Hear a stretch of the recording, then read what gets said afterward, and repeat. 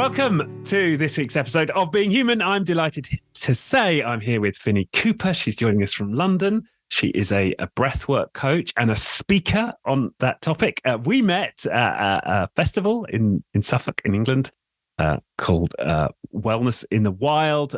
She's also spoken at a number of big festivals in the UK, Soul Circus, Latitude. I know you do work for corporates, Fini, as well as one-to-one coaches, but you're seems to me, at least, as if you've dedicated your life to this topic of breath work and doing that with people. It's something I've done some of, always had a big interest in. So I'm delighted to be able to welcome you to the show and to share your story. No, thank you so much for having me. What a lovely introduction. So yeah, I'm happy to be here. Right.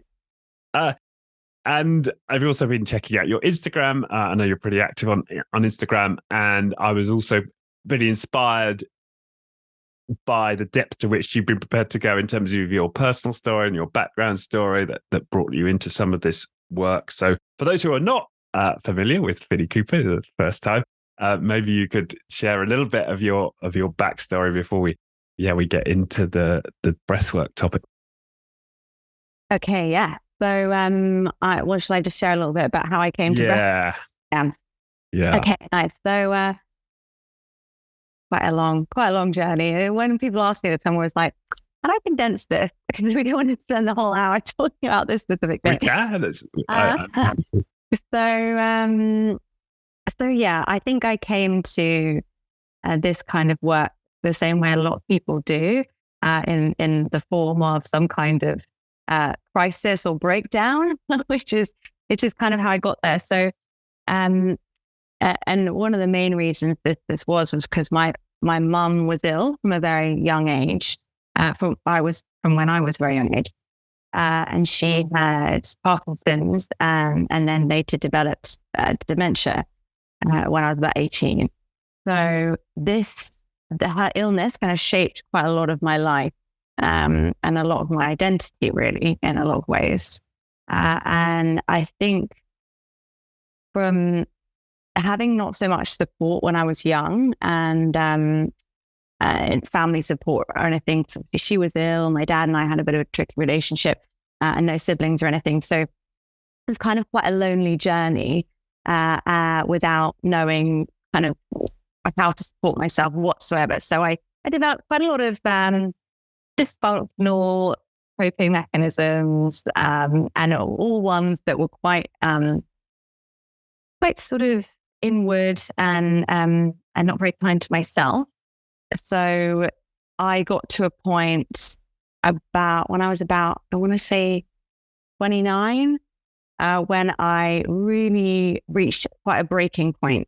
So my mum at this point she didn't really remember who I was. So I felt that I was able to go away for a period of time. So one morning I was in the early hours of the morning. Bear in mind, I've never really drunk that much. I don't really drink now.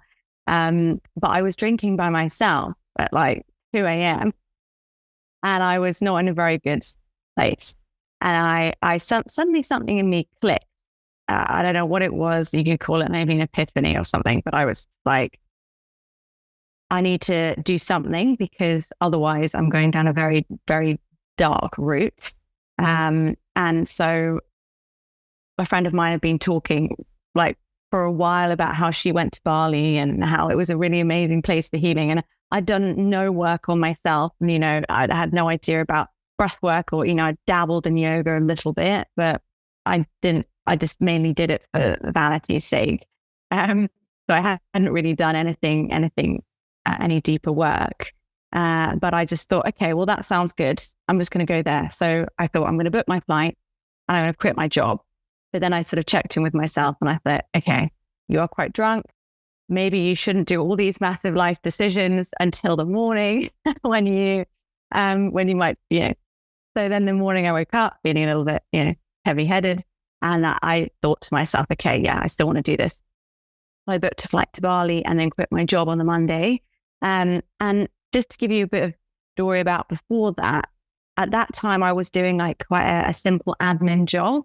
because I was working in a consultancy as I trained in psychology. So I was working doing kind of business psychology stuff. But because of how much I was struggling, I had to quit that job, and I just had to get a job that was I would be able to cope with, whilst all this stuff around my mum was going on. So that felt, so I was in this admin job, and then I was like, okay, I'm going to quit this. And then, I went to Bali, and it's a bit of a cliche, but it's a cliche for a reason.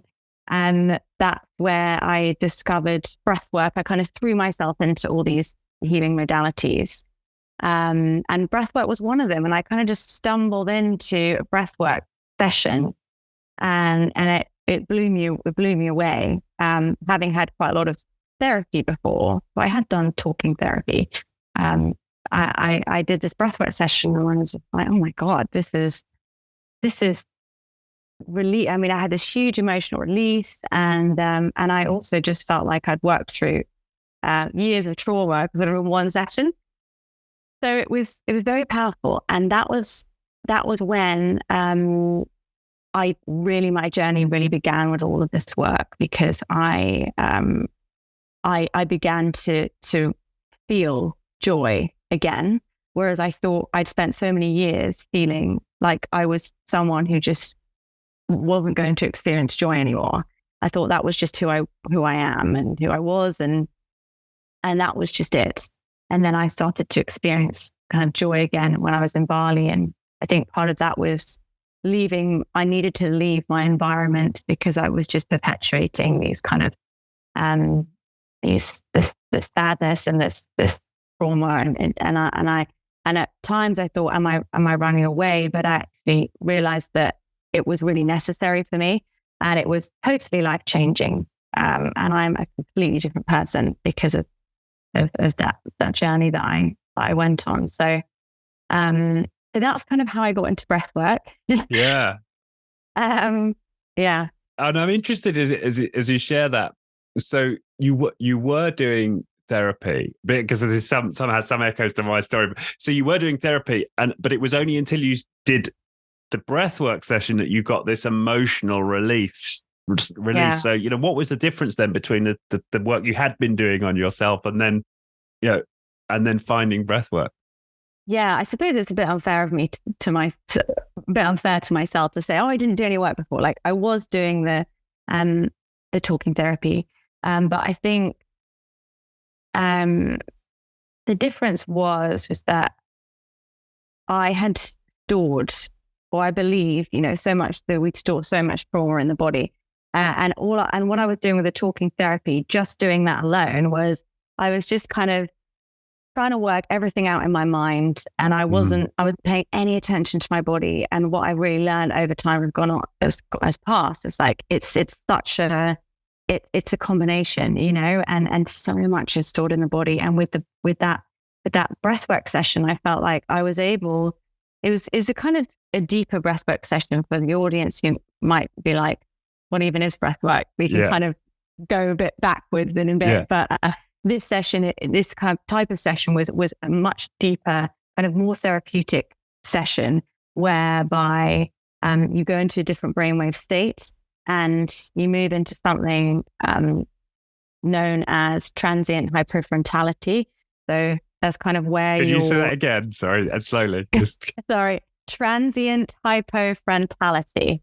Transient hypofrontality. Okay, yeah. So transient, temporary, hypo meaning slow, lessened, and for frontality relating to the prefrontal cortex. So with this type of breath work, that the prefrontal cortex, the activity there sort of slows down a bit, or isn't quite as active, essentially.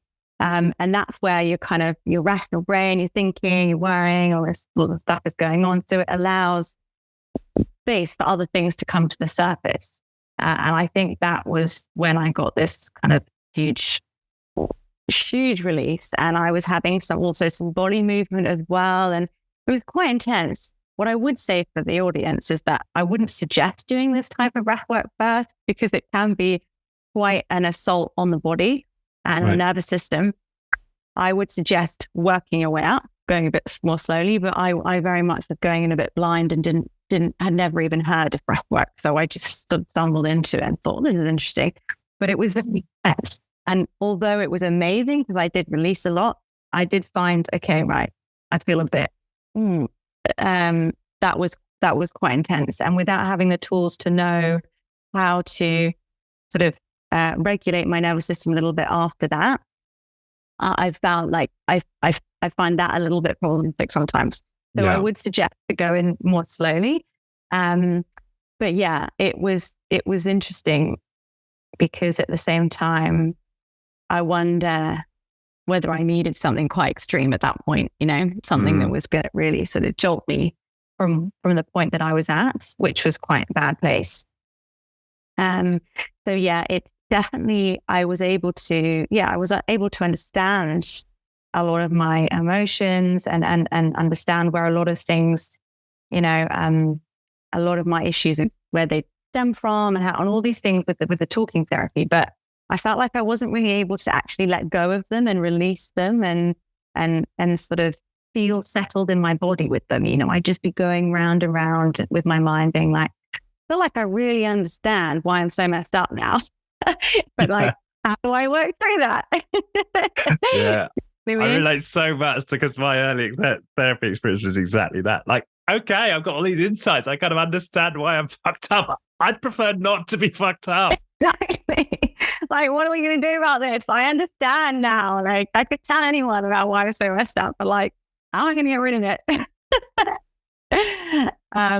So it's I really think it's a real combination. I did go through a period of just being like, it's all in the body and the mind has nothing to do with it. Now I'm sort of come to a point where I'm like, I think it's definitely a good combination to have both, because I have had experiences where I've been led on more of a somatic journey and actually somatic means in the body, right? The soma body. Yes. So of the body and body.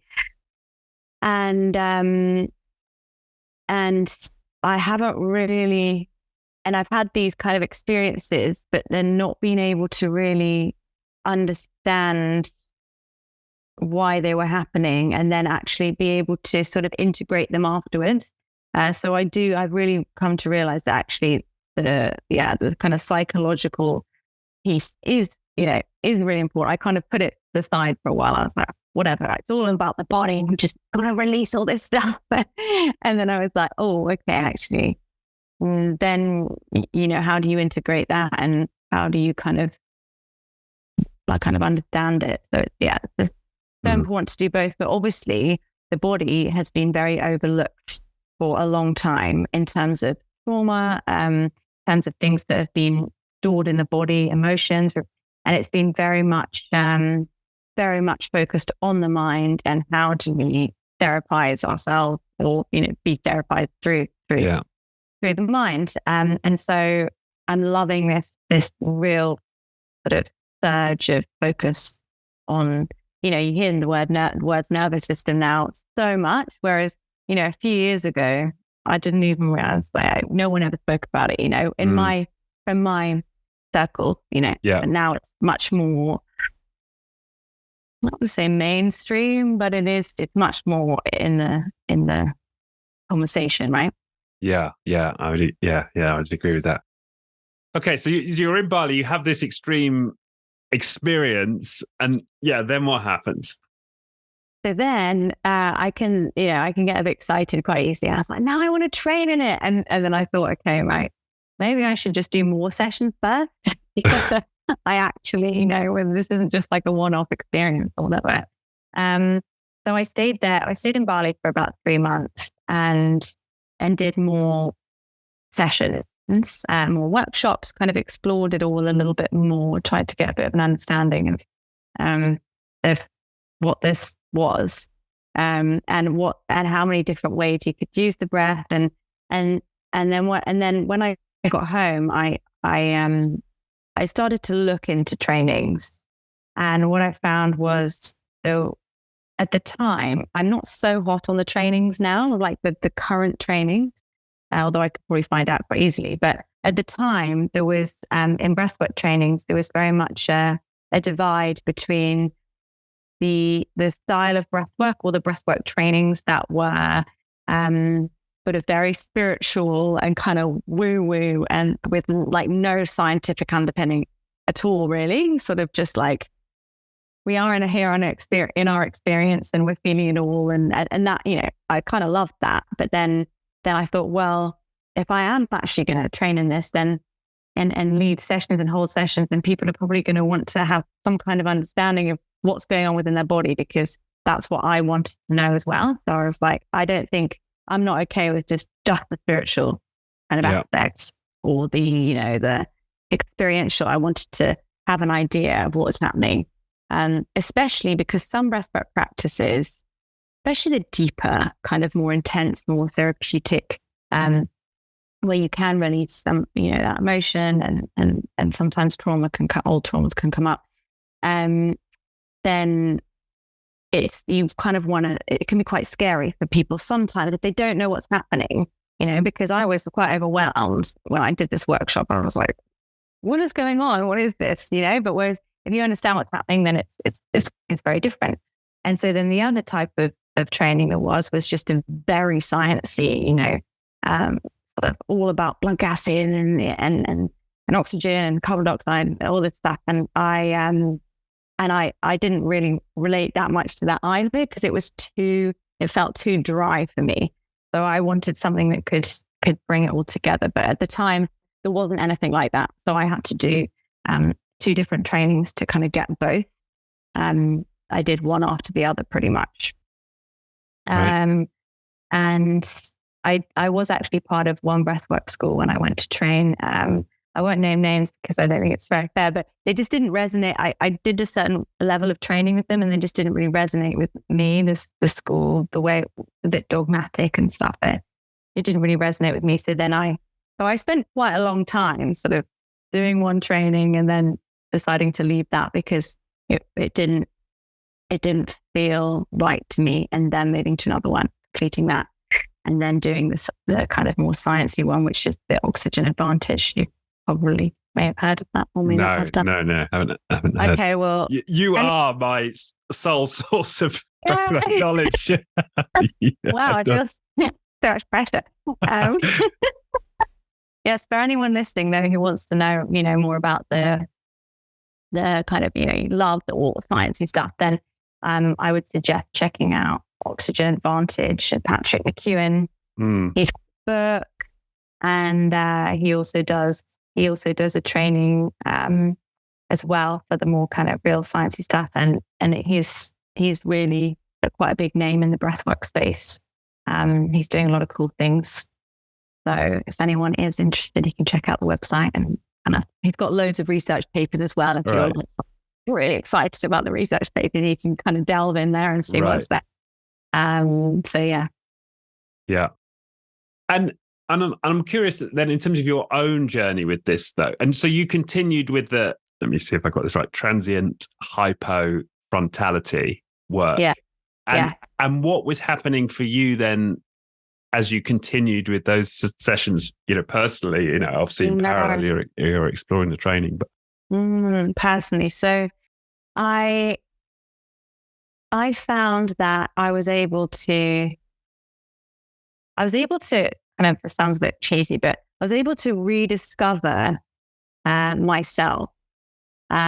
Because this kind of breathwork has an amazing way of, and it's hard to quantify, but it has an amazing way of reconnecting you back to yourself and of really sifting out all of the nonsense and all of the external influence and all of the self-criticism and all of the sort of all this stuff that we've collected over our lives. And a lot of it isn't ours, right? It's kind of societal expectations, our parents' expectations, what we think we should be doing, all of that. And it kind of really connects you with like that sort of core part of you and what really serves you and what really feels good for you.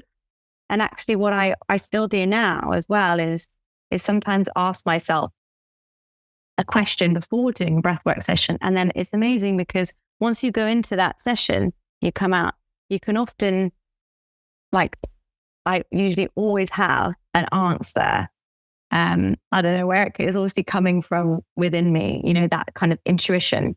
which is, so breath work is an amazing way, or wasn't, it's like at the time, especially, it was an amazing way for me to kind of reconnect to more of my intuition, more of like, what is it that I really want?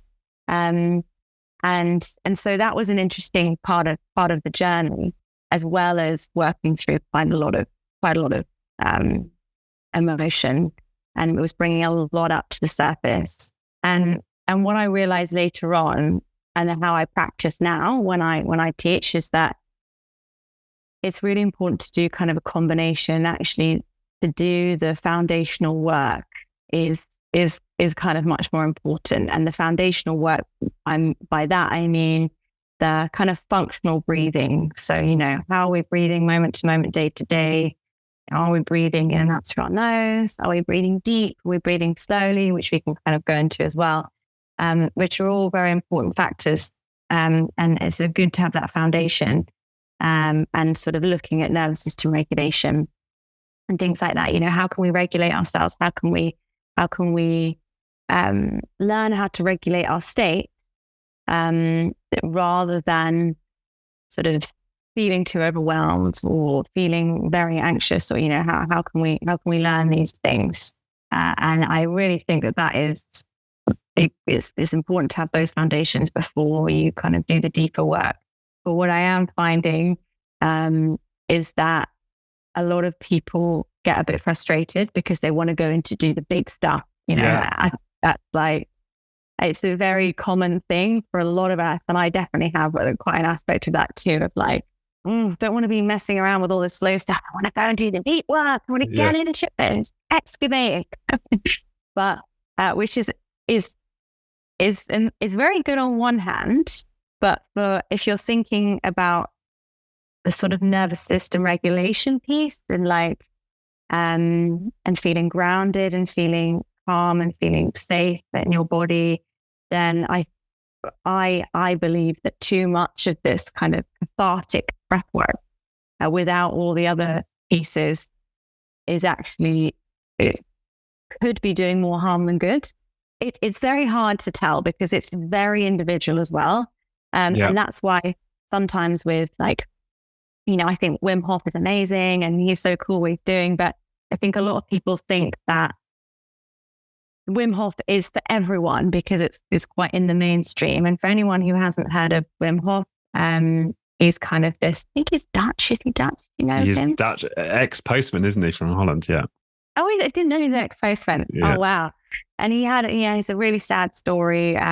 His wife took her life, and it was very, very sad. And he's had several children to kind of bring up. But then he discovered all these tools, and he wanted to go on this journey, I believe. I mean, I don't know a huge amount about Wim, so I could be kind of getting it a bit wrong, but he kind of wanted to go on this journey to understand how he could almost have made his wife better or healed his wife or something like that.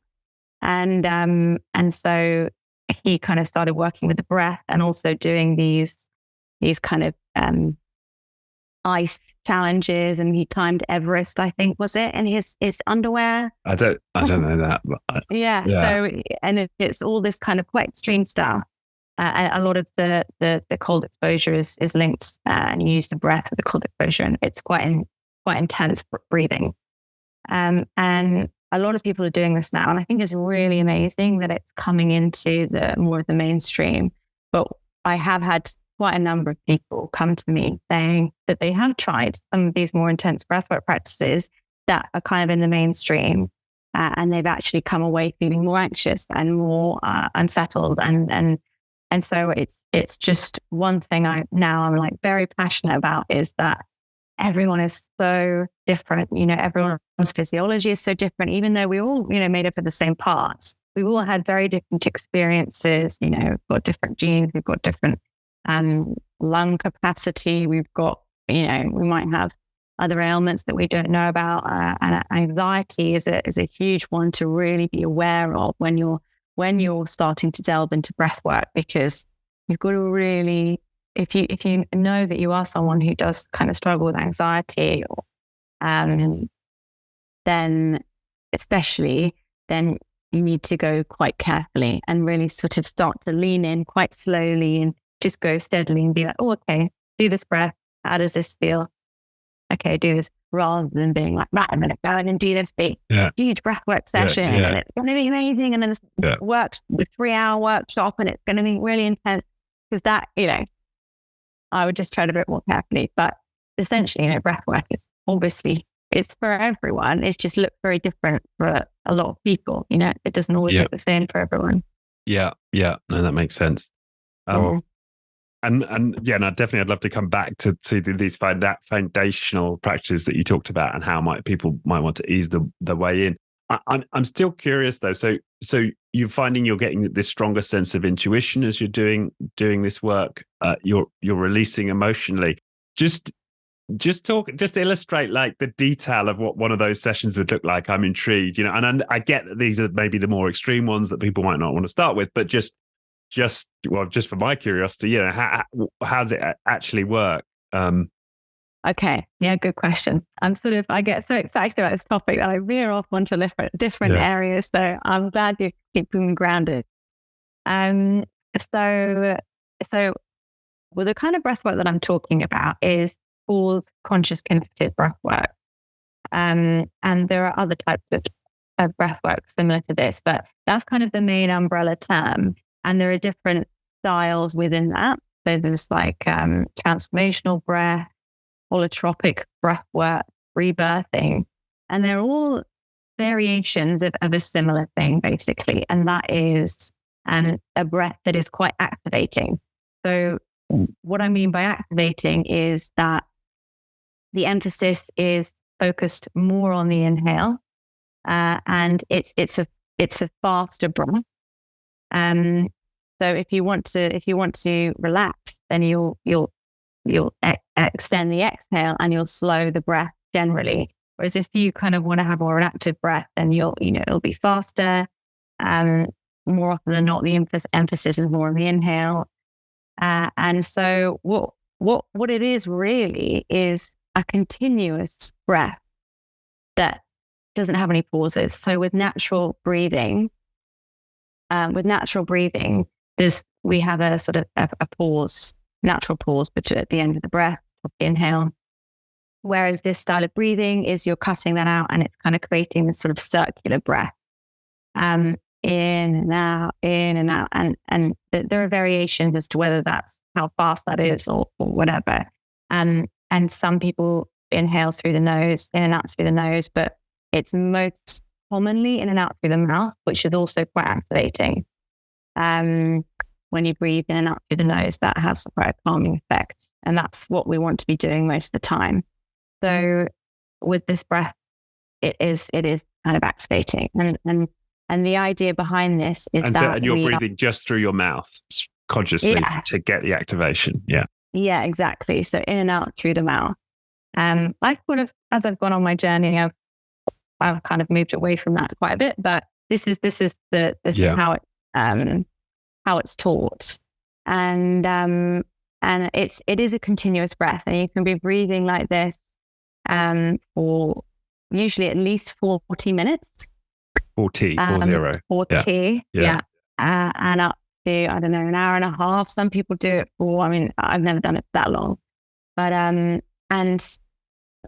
one of my trainings, the way that I learned was that we also used sound and movement. So the idea, and that would be to like make a sound, any sound, and also to kind of shake. And it looks a bit like having a tantrum. I know that sounds quite bizarre, but the idea is that we're kind of reconnecting to this sort of primal part of ourselves, which is often lost. We're taught to, just sit nicely, like don't cry, don't shout, don't make any excessive noise, And I think for men and women, it's kind of equally as bad, because I think a lot of men were taught, you can't really, you're not really meant to show anger, and you're not really meant to cry. Because, it might be too scary if you're angry, and, and then for girls, it's like, be nice and, and quiet and accommodating and, all these things. So reconnecting, and we often don't use our bodies in the way that we would have originally done. like, when we felt a very stressful situation, like a lot of animals kind of shake off that, that stress, so that it doesn't get stored in the nervous system, like immediately after something stressful, it kind of take it out. And the idea of using the sound and movement with the breath is that we can kind of reconnect to some of those kind of more primal practices and actually help to shift something, whatever that might be. And it can be very powerful. So it's kind of, and then also what's happening is in a one-to-one would be some acupressure as well. So sort of it's loosely connected to the chakras, the kind of meridians, and the affirmations are also used with as well. So that is the kind of more spiritual practice. Yeah. But there is quite a lot of research coming out about it at the moment. There's more about the functional breathing, the nervous system regulation breathing, all those kind of things. There's a lot coming out. But this sort of conscious connected breath work, there's more research coming out about it. Right. But yeah, so that is, and what will happen, what you will feel is most likely, well, pretty much everyone will feel sort of tingling sensations throughout most of their body, mostly through the arms, but some people feel it even in the head or, all over the body. And this is kind of the blood gases shifting, because when you're over breathing, you're actually breathing, you're expelling quite a lot of CO2. And this is quite a lot where you get a lot of the tingles. But then what happens is a lot of this emotion can come up. So more often than not, people will begin to connect to some form of emotion, mostly tears.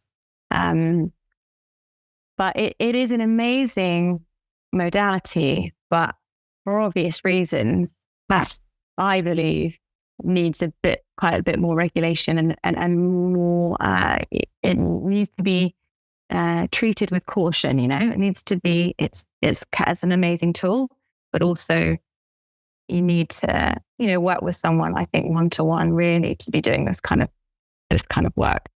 Yeah. And I'm intrigued then. So if you're getting this, because I'm comparing this to some of my own deeper work. If the tears are coming up, you stay in the breath rhythm at the same time, or are you kind of taking little breaks to kind of deal with what's going on, or does this all happen as sort of one flow? Good question. So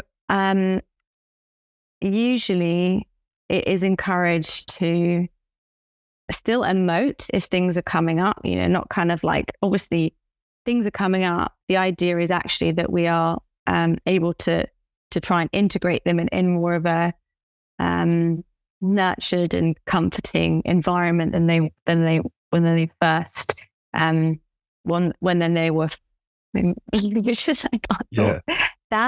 were first felt. And they might not have been able to have been felt, and it's all coming from somewhere, right? Something very old, probably. And so the idea is that they are felt, but as soon as you feel comfortable, is to return to the breath. Okay. So it's to kind of not get too lost in the emotion. This is the way I was taught essentially. But as I said, with my teachings now, I'm kind of a believer that less is definitely more in a lot of ways. And the variation I use now of this breath is a lot more gentle, and you still get quite a lot of good results from it. But I know it is an interesting thing to talk about this style of breath work generally, because it's becoming very popular. So people will be seeing it a lot out there. Yeah. If they start to delve into breath work and they start to be like, oh, breath work workshop, whatever. Yeah, so that's kind of the idea. But it's very powerful, and it can be very profound, I have to say. I think it really has really helped my journey. But again, with the other pieces as well, the mental practices. Right. And would you also presumably then you're feeling, you're getting these emotions coming up, and scenes from your past are coming up, and you're also making connections in the mind. I'm guessing it's a mind body experience at that point. Is that? Yeah. So you sort of move into an altered state of consciousness, really. Yeah. And actually, so there's a bit of backstory to this technique, or this the umbrella technique was obviously breath work in itself. People have been playing around with the breath for a very long time. Yes. But this particular style that we know of, sort of when it became popularized, was actually really recently, about 50 years ago. And this was in around the late 1960s, when LSD became illegal, and they could and psychologists or psychotherapists could no longer give LSD to their patients, which is what they used to do. And then they discovered that through the breath, they could create a similar experience with these kind of breathing practices. So that's when this was sort of, these breathing practices were kind of really born in more of a popular sense, because they were actually used to replace the therapeutic effects of LSD, which psychotherapists were using on patients. Obviously, then that wasn't, there was a huge war on these kind of drugs. So that's where it kind of stemmed from. So it's an interesting origin. Yeah. And do you find then that there are psychedelic aspects to the experience?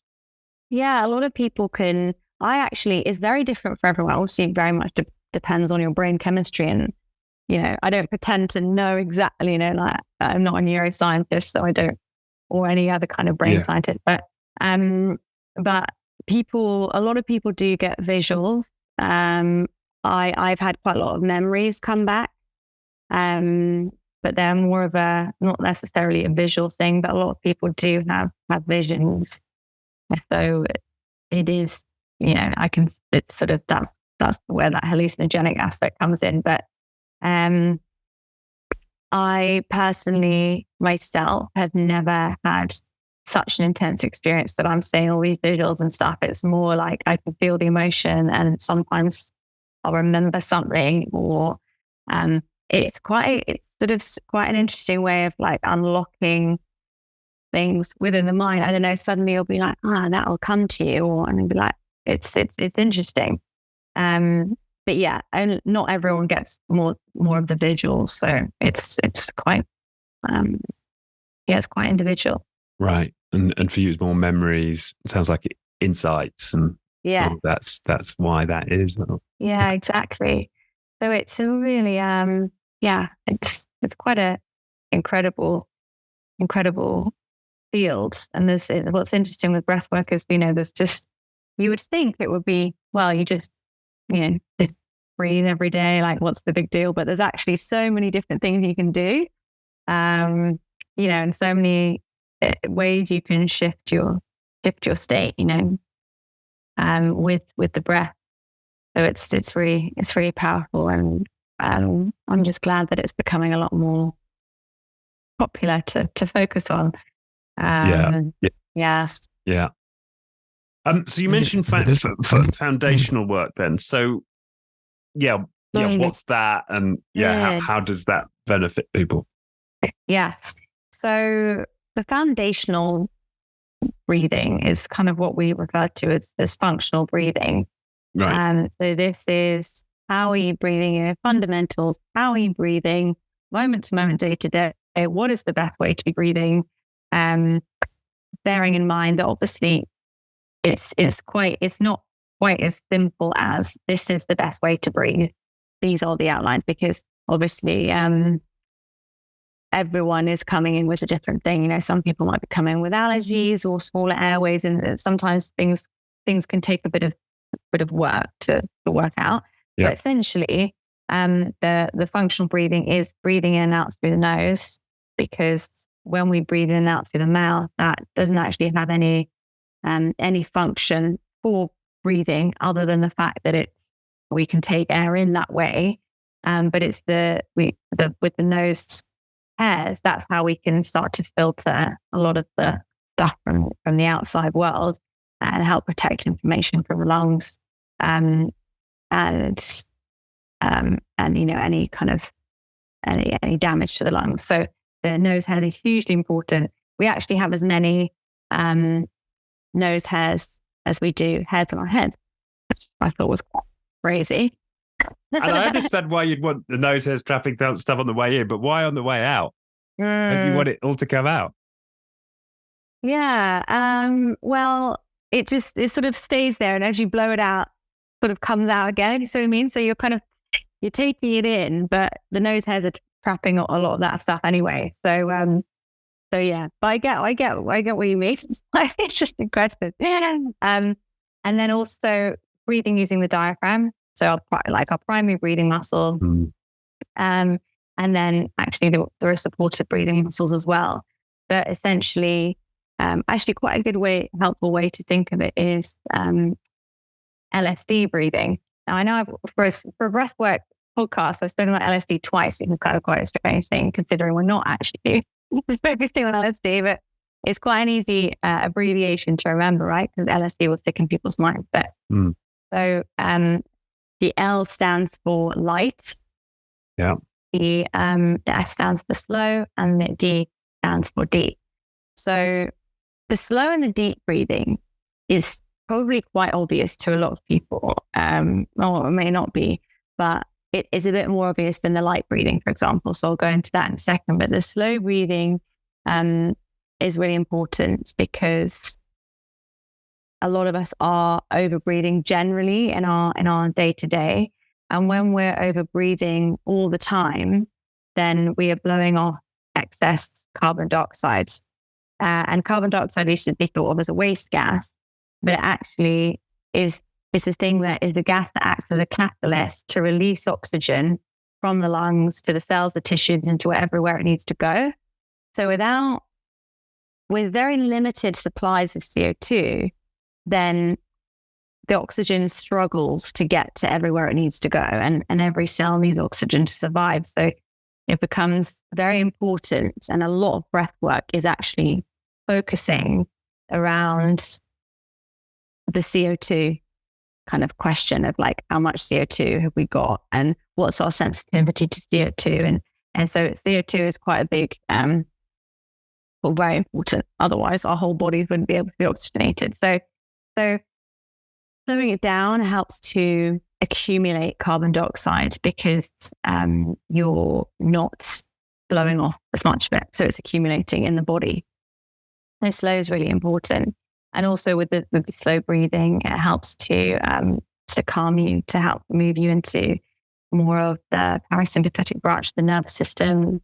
When we're breathing quite quickly, then it is used in specific breath practices. But when we're doing it all the time, then we're causing ourselves more stress. We really want to be slowing the breath down. And then deep breathing with the diaphragm. So making sure we're getting our breath lower and we're not just breathing up in the chest, because then we don't get the blood oxygen saturation to the lower lobes of the lungs. So we're just breathing up in the chest. We're not really kind of getting all that oxygen saturated. And so that's really important. And then the light aspect is something that isn't talked about so much. People always usually talk about the respiratory rate, are we breathing slow? Are we breathing fast? But less so do we talk about the volume of breath, which is actually really important. And so how much air are you taking in? And what is the breath volume? Because it's the volume of air that you breathe that determines the CO2 in the lungs. So if you breathe too much air in, you're getting rid of too much CO2. So it's important to actually breathe less.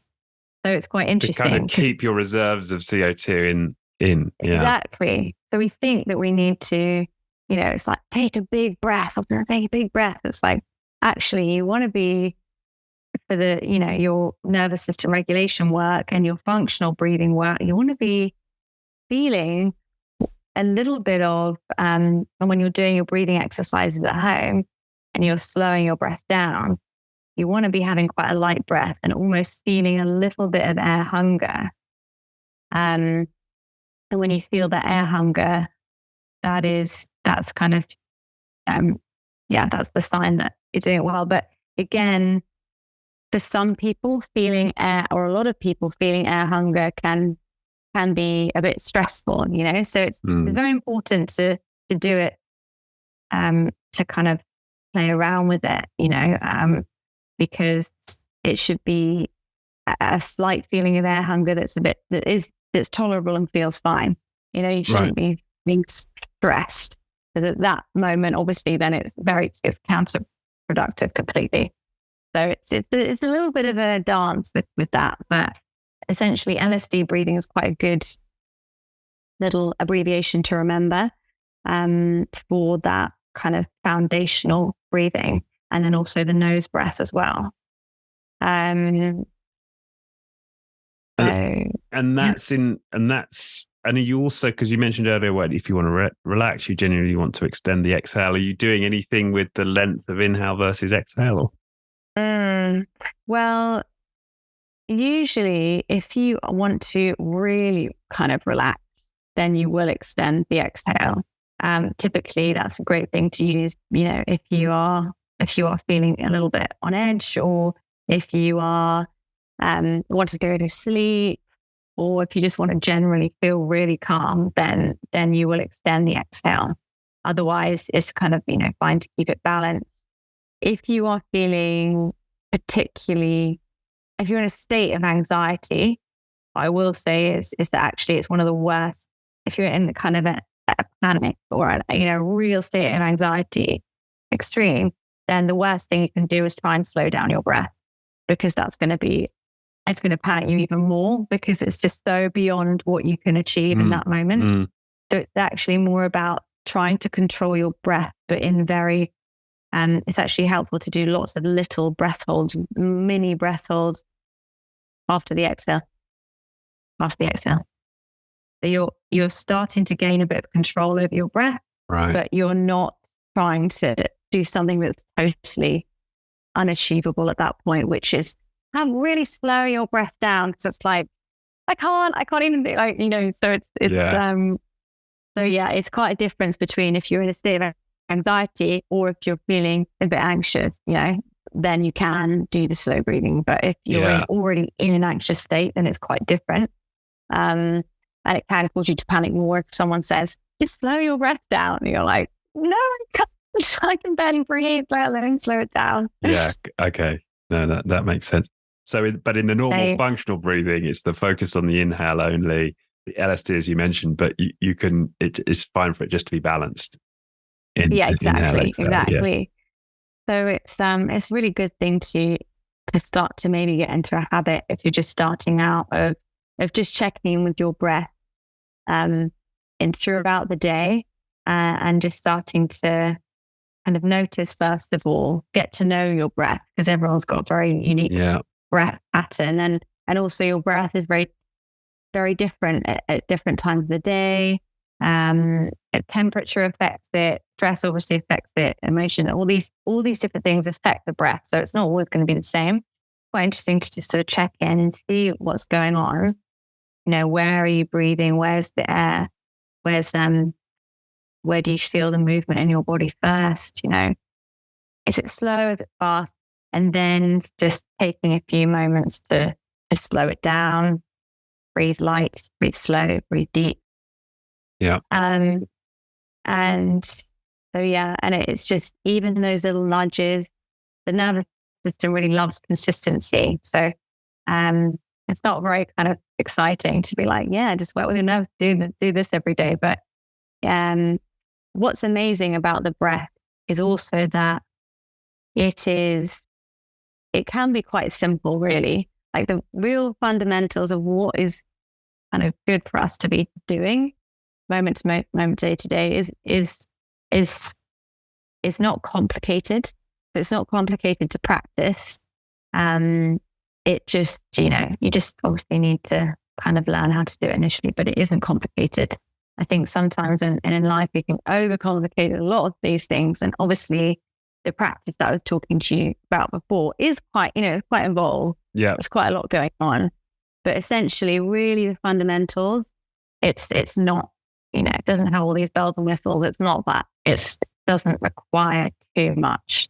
And I think a lot of times we overcomplicate things, don't we? To be like, and actually it's not, I think sometimes we want to overcomplicate it, but actually it's very accessible. Generally it's very accessible. Yeah. But do you find that it's beneficial to have the combination to do the active breathing for the trauma release? Or could you just stick to the foundations and never need to go near the trauma release? It's a very interesting question, because I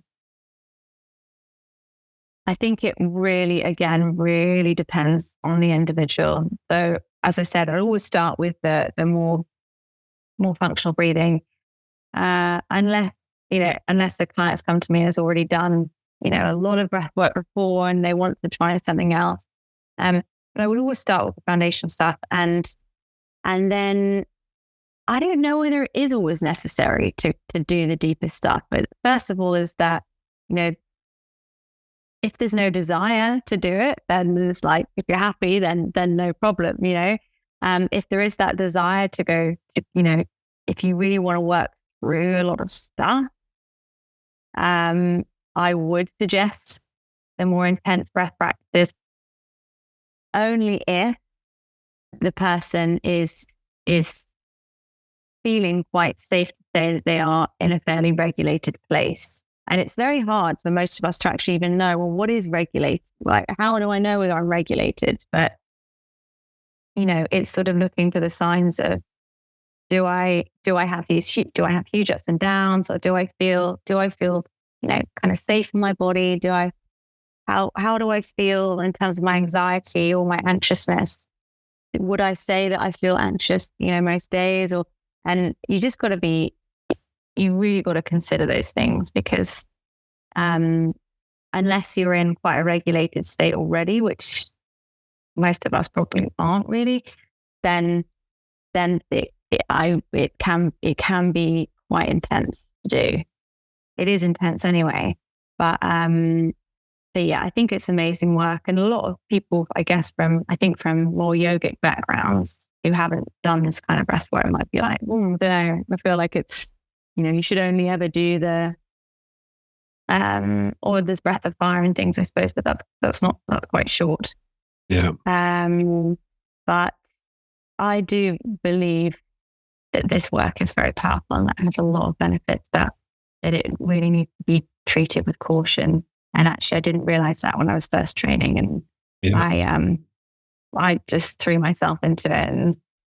And but now I'm hoping that with kind of the journey that I've been on, I can help other people to also be like, okay, take whoa, let's calm down for a sec. Let's go slowly. Don't want to learn the hard way, but you want to build up. But it is hard. Yeah, it is hard, and I do get people now that I've gone a bit, I've sort of slowed down the way I teach in terms of, it's not so intense anymore. And in my classes as well, because I teach at a studio every week, those have become a lot more slow, and, there's a little bit of the conscious connected stuff, but it's kind of, I get people being like, oh, well, I'm used to this being really intense, and, I've had this massive release before, and I'm like, okay, well, this is kind of what we're looking for in a society, isn't it? A lot of the time, like, we want to go, like, want to feel like, let's go. Well, I wonder if it because in our society, I'm just relating this to my own experience, and I was exactly that, right? I mean, I wasn't doing it with breath work; I was doing it with primal therapy, but it gets you to a same place. It sounds like a very similar place, and I think there was just part of me that had spent so long shut down that there was just part of my soul that was just so hungry to feel like, and once I got a taste of it, I was just like, give me it all, give, and I get at a certain point, maybe that was compulsive and not, listening to you as well, but did I sort of do something similar and push too hard, too fast, etc. But yeah, I definitely, I think for me at least, well, the way I rationalize it came from a place of we talked about sort of breath hunger. It was like almost like a feeling hunger. Yeah. I totally get that. Yeah, so many of us, I was certainly very kind of numb, and, I completely get that. Like, I just want to feel, and it can really help, obviously really help you to do that. So it's to be honest, it is, I do err on the side of caution when I'm suggesting to people what would be good to start with, but really it is individual, and it's whatever gets people to the work, So yeah. I now am more on the side of like be cautious, because your nervous system can, all our nervous systems can be very, can be sensitive and fragile and depends on what we've experienced. But if that, and like my way in, your way in, it was really intense. And I don't know about you, but I'm in a really good place now. So it's what I would suggest, but it doesn't work for everyone. And yeah, some people maybe need to go with a big down and work it all out from there. Yeah.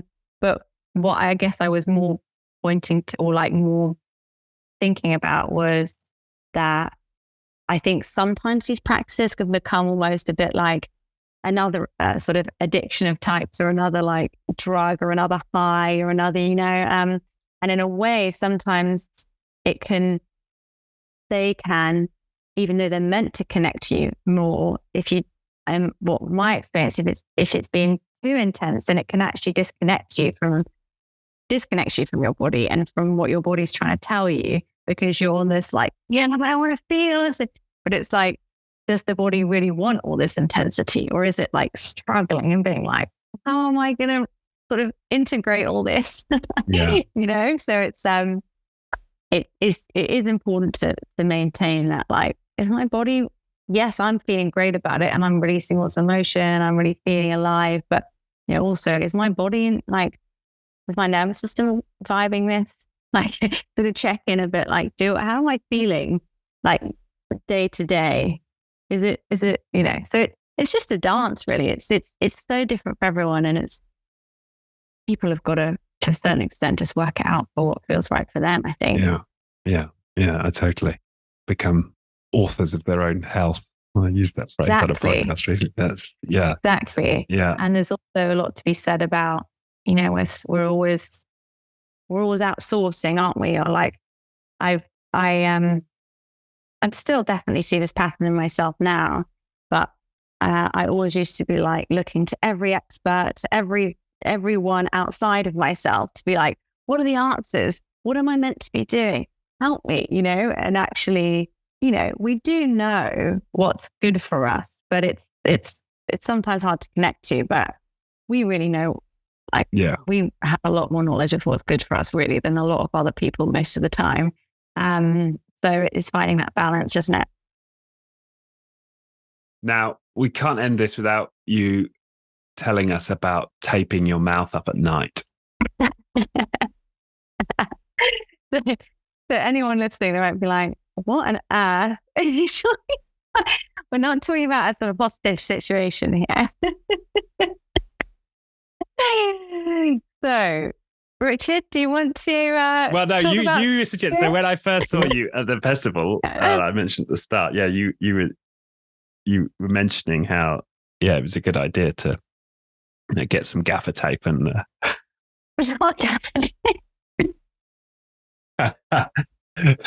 muzzle yourself overnight. And I was intrigued. And I have since tried it, but not with gaffer tape. But to be fair, you suggested the medical tape. But before I go into my experience with it, just explain the benefits of keeping the mouth closed at night. Yeah. So what I suggest, or what I've suggested in my talks or whatever, is to tape your mouth at night using some form of myotape, medical tape, very sort of thin, almost see-through tape. So it's not like anything too scary, and you just kind of put a little bit on the lip. And to anyone who thinks that sounds a bit too extreme, you can also kind of try it during the day first and see how that feels, lead up to it. But the reason for taping the mouth is that what a lot of people are doing or could be doing is, really working on their breath during the day and really doing, making amazing progress and really breathing in and out through the nose and doing all this breathing during the day, healthy breathing, and then go to sleep maybe for 8 hours if people are lucky. Some people don't get that, but and then breathing in and out through the mouth for the whole night. And so that's 8 hours potentially of breathing in and out through the mouth. And so whilst you might be breathing in through the nose throughout the day, helping filter all that rubbish from the outside world, and then you're spending 8 hours at night just letting all of that in. And also you're causing yourself more stress to your nervous system because you're spending all that time breathing in and out through the mouth, which is activating and does stimulate a stress response. So sometimes people might wake up feeling, anxious. And a lot of that could be the fact they're breathing in and out through the mouth all night. So it's interesting. If you're someone who wakes up, it'd be interesting to tell whoever's listening now who hasn't heard of this before. Interesting tomorrow morning, waking up and just noticing, do you feel, how tired do you feel? Do you have a dry throat or dry mouth? You're looking out, particularly the dry throat or dry mouth is like, you're most likely been breathing with your mouth throughout the night. So just asking yourself some questions, and then I would, why not try it? Just why not try using a bit of tape? It doesn't have to be a tiny little bit over the mouth. It doesn't have to be straight across the face and taped up. And it just really helps to kind of retrain that the breath, in and out through the nose. And yeah. So how have you been finding it? Well, yeah. So, but failure on both occasions. So one morning I woke up with it sort of somewhere on my forehead, and then the next morning I woke up on the back of my hand. So I'd obviously brushed it off in my sleep. But actually, just having this recording today has reminded me I do want to keep trying with it because I want to do it at least once to experience. Well, do I feel more refreshed? Waking up exactly. As a result. And I find that it makes a real difference to me. And I was doing it, for I kind of thought I was doing it for quite a while. I can't remember for how long. And then I was like, oh, I'm probably fine now. I'll just not do it for a while. And then actually I discovered I wasn't, because then I started, I was like, oh my God, I'm getting this dry mouth again. I feel like, and sort of dehydrated in the morning. So I was like, okay, I need to get back on this mouth tape because I'm obviously back on the mouth breathing. So, and I appreciate that to some people it might sound like, oh, am I going to panic? But, you can try it during the day first, see how it feels. Obviously, it's very flimsy tape, as you've discovered. It keeps falling off. So it's something that, you're not going to be out of it. You're going to be panicking too much. So it's not for everyone, but I certainly, a lot of people have found a lot of benefits from it. I'd be interested, Richard, how much are you putting? Because I don't know whether with you, if it is kind of falling off, whether you might want to put like a little sort of hit the moustache or whatever. Yeah, like that. Yeah. I wonder whether you might want to try it sort of this way. Okay. I know it's kind of best to do it like that because then you can get a bit of. You need to get a bit of that. You can, but. It might be worth trying it like that. Because actually I've experimented with lots of different ways, and that's how I do it. I do it this way. Okay. A lot of people say this way. But I use this way and it works well for me. But I wonder if it's coming off just naturally, or am I actively trying to get it off while I'm sleeping? Yeah. Okay. So if it's the latter, then I guess it's not going to matter which way I do it. But I suppose but it might be worth trying laterally and exactly. Yeah, give it a try. And if it's still being ripped off, then maybe there's you obviously, it's your sleep self is saying, I don't want this rubbish. Yeah. I think so. So yeah, it's that kind of experimenting. I remember telling one of my guy friends about this taping, and he sent me a picture the next morning, and he got like 4 different bits of tape, and he completely taped up with this whole thing. And I was like, no, that's way too much. He was like, well, it definitely all stayed on. And I was like, well, yeah, that isn't the benefit, but like, you don't have to go that extreme. Right. Yeah. So yeah. Good. Well, that's a good tip. I'll try it that way. Yeah. Awesome. Good. Well, is there anything we haven't covered, or you would have hoped we would have got to that we've not done?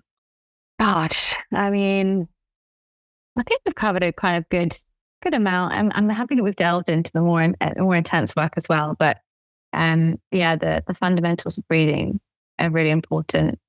And just to kind of encouraging people to get curious. If you haven't really experimented much with your breathing, just to get curious, and as a starting point, I'd suggest, even a few minutes, 5 minutes a day in the morning or at night, or whenever else in your day that you might, that might suit you, to just get, simple start, slowing down the breath. Are you breathing low, rather than just feeling the air here, and trying to breathe in and out through the nose, feeling that slight air hunger, so slowing it down on the inhale and the exhale, experimenting a bit with that. And just the most important thing really is the consistency. So not trying to be too, adventurous. I can't think of the word I'm looking for. Not trying to go too extreme. Ambitious, maybe. Ambitious. Yeah. Quite a simple word that I can remember that. So not starting with 30 minutes of breathing a day, breath work a day. Just starting slowly, and just really notice, get curious, do it for a couple of weeks and see if you can notice any changes. And because ultimately consistency it's like, I guess, going to the gym or something, you're not going to see any results, or you're not going to see many long lasting results after just doing one session. So yeah, that's great. It's just similar with the breath. Yeah. Start with a micro habit, right? And exactly.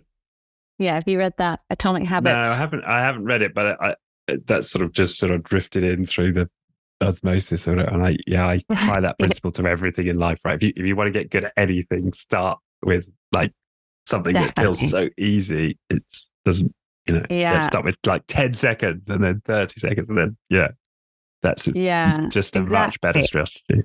And then build a habit, not a commitment or a discipline or, just build a habit and start. Exactly. Start super small. I think there's, how many days is it? Is it 30 or I can't remember how many days. I think 30 is often cited, isn't it? As the number of days. To be a few different schools of thought on it, but around 30 days, isn't it? So even if you just have a minute, just start. I mean, because you think, well, everyone's got a minute, Yeah. So it's a good way to start rather than 20 minutes or whatever. It's way too much to start with. Yeah. I mean, I've succeeded with meditation and journaling and you name it. But one of the things I always struggled with was having a writing discipline, right? And I'd look at these people who'd set aside a morning a week where they're just going to write, or they do an hour every day, and I just couldn't get on with any of them. And so now I've got a 5-minute writing practice, and I've been sticking to that now. It's it's 2 weeks in, and I've done every single day just writing for 5 minutes. And so then in my hope it will be that I then build it up. Yeah, feels so much more achievable, doesn't it? It's just so, I mean, because I actually during lockdown had this very intense sort of hour and a half morning routine. And obviously I felt absolutely amazing because I'd done my walk, I'd done my journaling, I'd done my meditation, my breath work, visualization, done all this sort of huge morning routine, a bit of stretching. And then when everything started to kind of go back to normal, so to speak, I was almost a bit panicked because there was well, I can't keep any of this up. And I was like, but I feel so good. And And then that also taught me another thing of like, how can we keep our practices without being so reliant on them that they become like another form of control or another need. So that was quite an interesting lesson as well, because I was like, oh, I feel like I'm not okay without these practices now. So then I had to really rejig things a lot. I think that reminds me, I think of the Buddha, right? He was like, eventually you kind of outgrow meditation even, right? It's like you can become attached to anything, right? Even your spiritual practices. So yeah, that's so true. Yeah, it's we love an attachment, don't we? Yeah. Well, that's amazing. Yeah, I love journaling, I have to say. Really love it.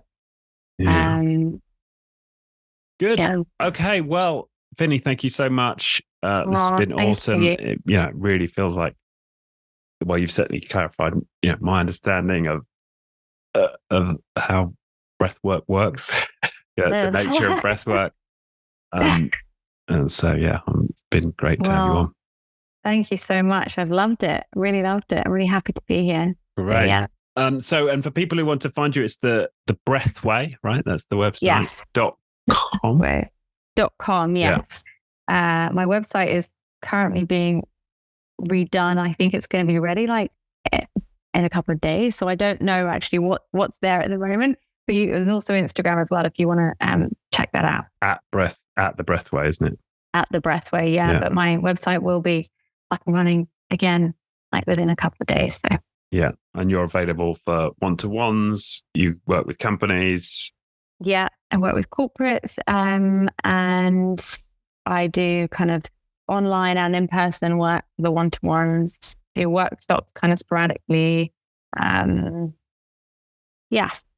do kind of all sorts. Speak. I sometimes do talks and go to festivals and go to various events and stuff. So a few things on offer.